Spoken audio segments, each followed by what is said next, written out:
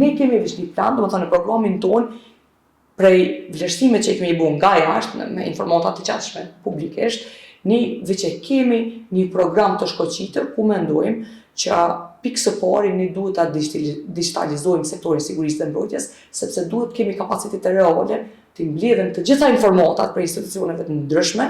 të analizojmë dhe të shohim ku kemi kërcënimet dhe rreziqet në kohë reale, jo me prit rishikimin periodik çdo 4 vjet, përkundër faktit që është shumë i rëndësishëm. T'ja mundsojmë institucioneve tona në kohë reale të dinë çka ka ndodhur. Tjetra, të ndërtojmë gardën kombëtare siç kemi planifikuar me Shtetet Bashkuara të Amerikës. Ne kemi planifikuar të kemi 5 regjimente. Në secilin rajon ta kemi ka një regjiment të gardës kombëtare që të zojmë në pej.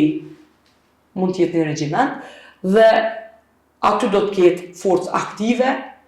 rezervë edhe civil vullnetar të cilët vinë, trajnohen, disa javë brenda vitit, mund të jenë mjek, arkitekt, profesione të ndryshme, të cilët kur ndodh ndonjë katastrofë të zojmë larg qoftë natyrore në pej, në vend që të presin me ardhur për Prishtinë me ju ndihmu, ata mund të mobilizohen vetë në nivel lokal, shpëtojnë jetë më shumë,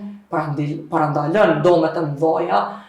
dhe kostoja financiare në menaxhimin të rasteve të tilla shumë më ulët. Na e parashuhim ta ndërtojmë edhe njësitë helikopterëve, e cila në fakt është planifikuar. Regjimenti i helikopterëve është planifikuar që nga viti 2014 si pjesë e gardës kombëtare. Natyrisht idealja është të kemi edhe ushtarak edhe civil, po fillimisht duhet të kemi aty ku kemi masliheti me i pas në ushtri e këto kapacitete të shfrytëzojmë edhe për të shpëtuar jetë. Sipas informatave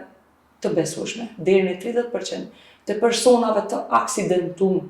mund të shpëtohen komplet ose të mënyrë signifikante të dukshme që ulen domet në shëndet nëse arrim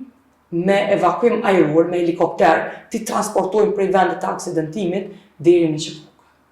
Imagjinojeni sa persona, sa qytetarë tonë kanë humbur jetën për shkak se s'kemi pas helikopter me i marrë për dhe me kërkuar